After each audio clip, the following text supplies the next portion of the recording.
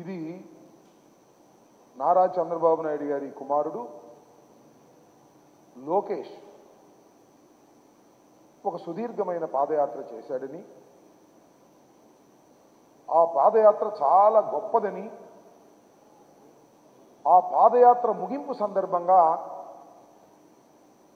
యువగళం నవశకం అనేటువంటి పేరుతో విజయనగరం జిల్లా పోలేపల్లిలో ఓ పెద్ద బహిరంగ సభ నిర్వహించాలని తలపెట్టారు.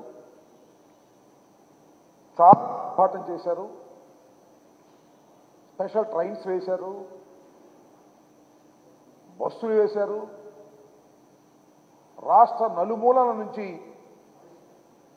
జనాన్ని సమీకరించేటటువంటి కార్యక్రమం చేశారు.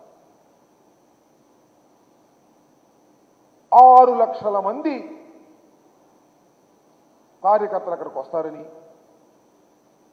జనసేన తెలుగుదేశం పార్టీ కలిసి అద్భుతమైనటువంటి ఒక పబ్లిక్ మీటింగ్ని ఏర్పాటు చేస్తున్నామని, లోకేష్ గారి యువగళం పూర్తయిన సందర్భంగా దీన్ని నిర్వహిస్తున్నామని చాలా ఆర్భాటం చేశారు, చాలా గందరగోళం చేశారు, చాలా పెద్ద ఏర్పాట్లు చేశారు.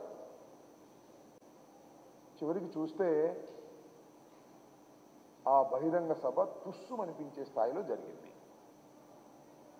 ఏంటంటే రాంబాబు గారు తుస్సుమనే స్థాయిలో జరిగింది, పెద్ద పెద్ద విజువల్స్ చూశారు కదా అని చాలామంది అనొచ్చు.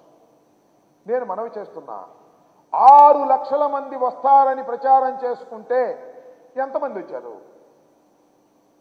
వచ్చిన వాళ్ళు ఎంతసేపు ఉన్నారు? ఎవరు ఉపన్యాసాలు విన్నారు? మధ్యలో ఎందుకు వెళ్ళిపోయారు? దీన్ని విశ్లేషించుకోవాల్సినటువంటి అవసరం తెలుగుదేశం పార్టీకి, జనసేనకి ఉంది అని ఈ సందర్భంగా నేను చెప్పదలుచుకున్నాను.